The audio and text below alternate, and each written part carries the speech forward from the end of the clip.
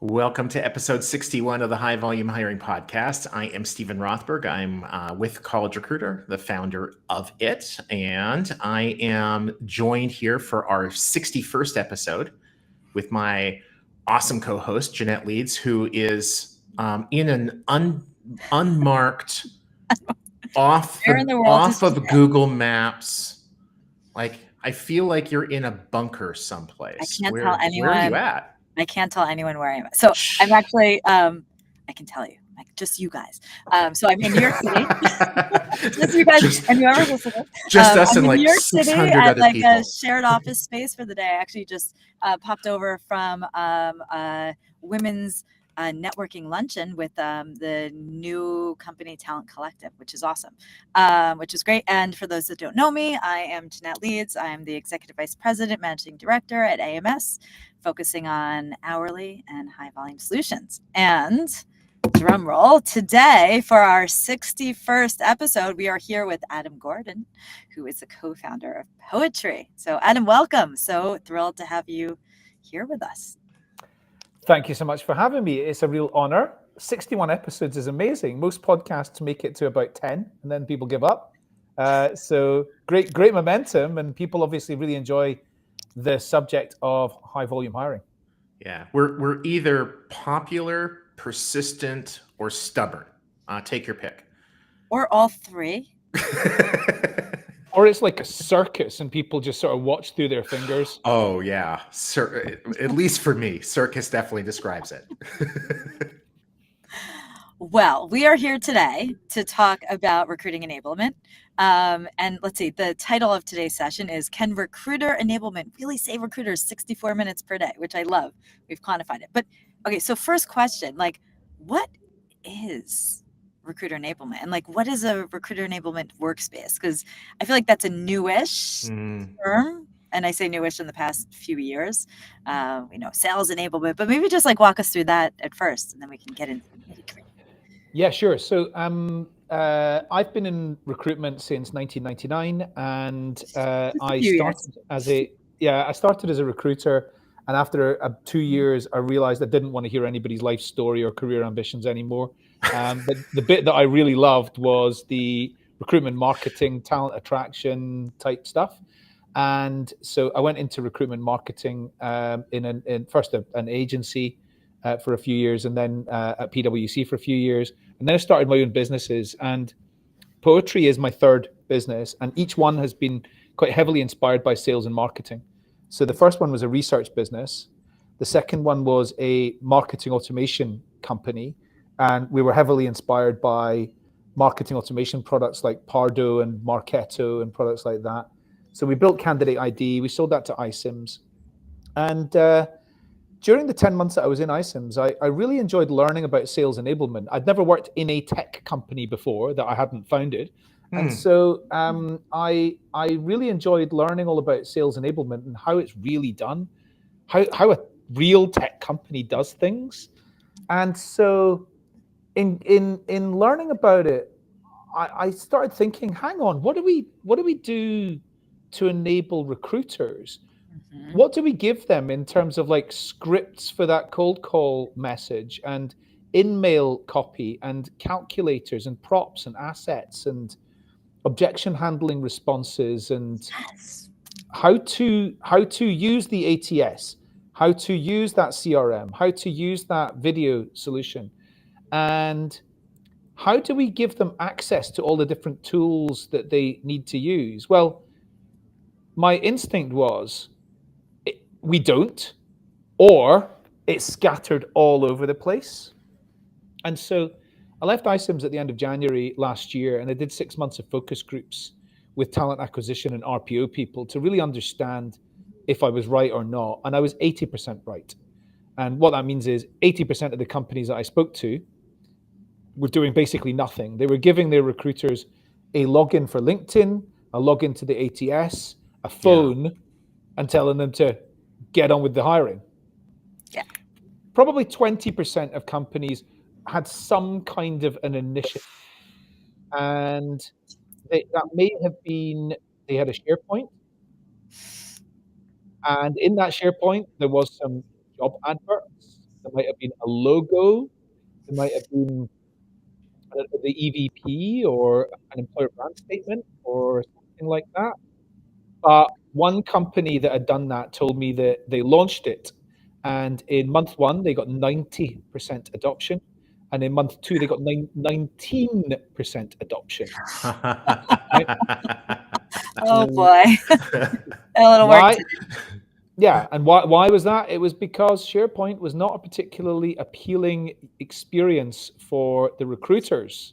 So what is a recruiter enablement workspace? Well, SharePoint could be a recruiter enablement workspace, but it doesn't really fulfill a great job on that. But of the 20% of companies that I found who were doing something, they had centralized assets in some sort of location. And for the very biggest companies, it was normally SharePoint.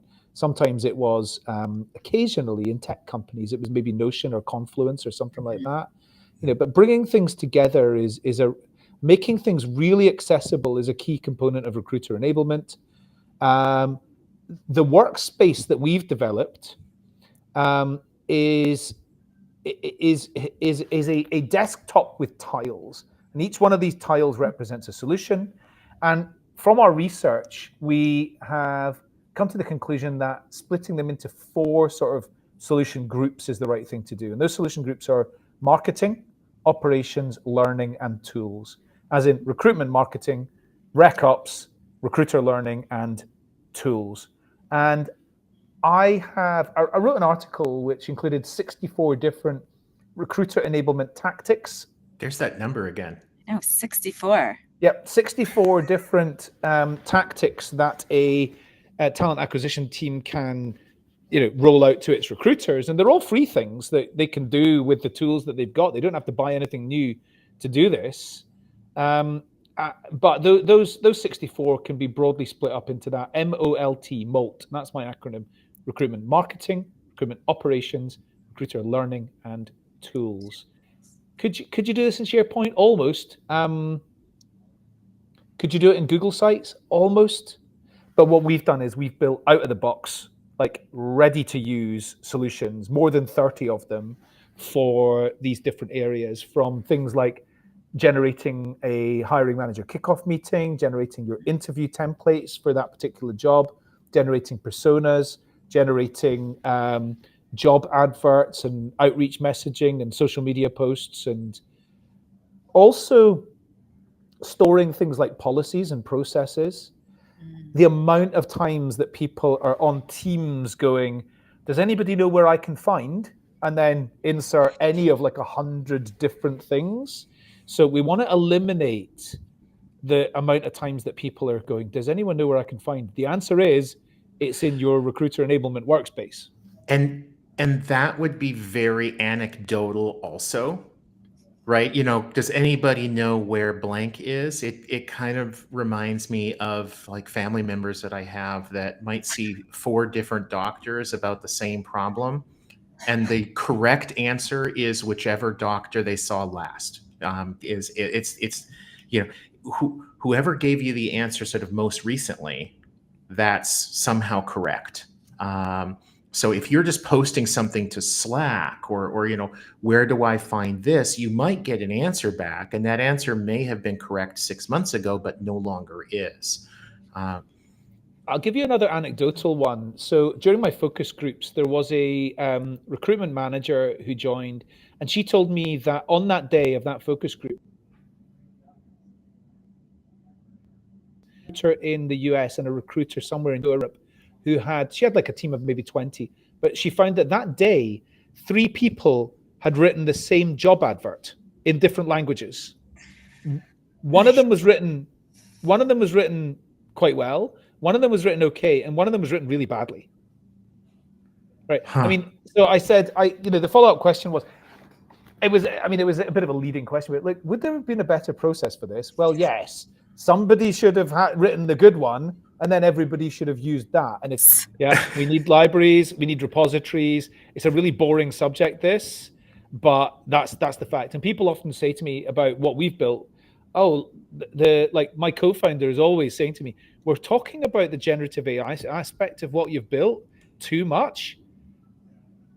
And the fact is that that's not the most important bit. The most important bit is that you've got a proper workspace where you can retrieve the things you need, you can collaborate, you can comment on each other's things, you can, you don't have to reinvent the wheel and create new assets for things. But unfortunately, like a better SharePoint is not a great marketing message.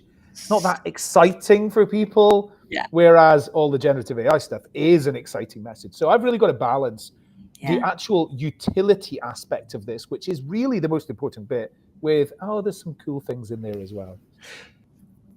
So I saw on your website, Adam, that you mentioned that recruiters save us 64 minutes a day, I think it said, by using poetry. Where does that 64 minutes come from? That's right. And, just to give a bit of context on this, we started our company on the 1st of August. We launched our product on the 10th of October. It was not ready, but we launched it anyway. And we thought it was, but we now know it wasn't. We've had our product in the market for like 6 months. And what we have learned in that time is that the longer you are using a product like this, the benefits are better because you've got more templates for things, you've got more libraries, you've got more people have added into it. So your retrieval of what you need is faster. That 64 minutes is a international FMCG company that told us that that's what they've been able to save so far.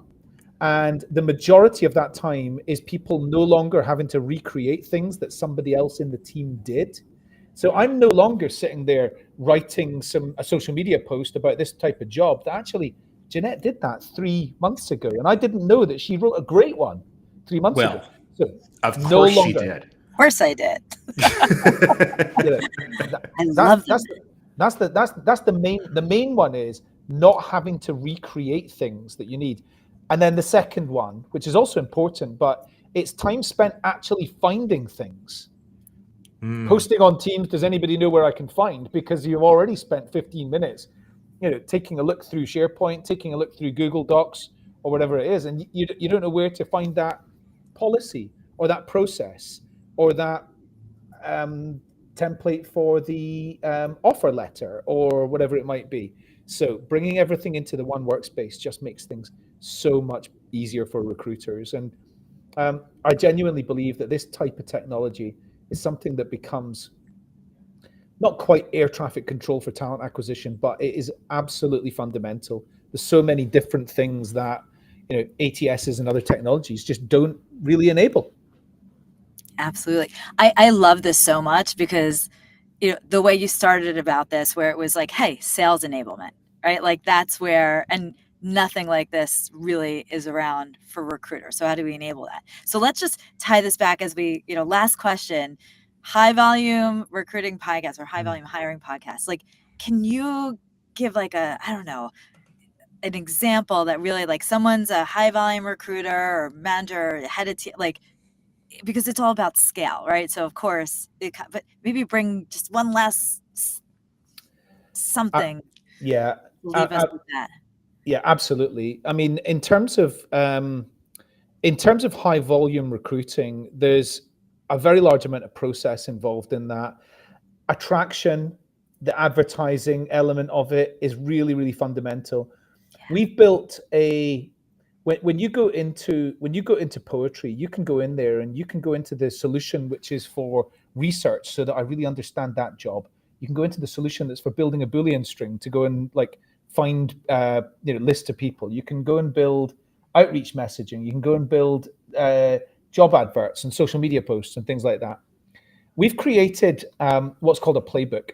And so you can click on playbooks and you can choose all of the assets you want. And then you click create and it returns for you 20 assets within 2 minutes. I mean, that's really scaling that recruiter's ability to do a great job. And when I think about high volume, I think about you're not doing a lot of Boolean searching and you're not doing a lot of like social media outreach and that type of thing. But what you are doing is a lot of analysis around the personas of the individuals. Where do they hang out? What job boards do they go on to? What publications do they read? What social networks are they on? You really need to understand a lot of that stuff. And so what we've done is, as I say, we've given the ability for a recruiter to go and get masses of background information and assets which are on brand for the organization. Because within the templating area, you choose the logo, you choose the hashtags you want, you choose the, and that's all done in the recruitment marketing kind of like level. So me as a recruiter, I don't have to go to Stephen and say, hey, Stephen, can you check my job advert and tell me what you think? It's already done for you. So for busy recruiters dealing with far too many applications a lot of the time from people that are unsuitable, you need all the time you can get. And so the ability to take a lot of this busy work away and just have it done for you with pressing a few buttons is something that volume recruitment teams are finding extremely useful. Awesome. Love it. I'm like, there you go. Awesome. Love it. Like, how do our listeners contact you for questions? Yeah, absolutely. I'm easy to find. There we go. That's how. Just one quick call to action I'd like to add, if it's okay, and that is, no companies, unless they're already using our solution, no companies are already using a recruiter enablement workspace. And so, it might be a challenging thing to think about. And so as a result, we make it available for free for the first user in any company. So if you're listening to this or watching this and you think, actually, that looks useful, just go to poetryhr.com. You can sign up there for free, and you can share your login with all of your team if you want, so they can all have a look. That's not a problem at all. You don't start paying until the second user comes aboard, but hopefully that's going to be useful. Very cool. Adam, pleasure as always. Look forward to seeing you at an upcoming conference. Maybe something in Glasgow. I really hope so.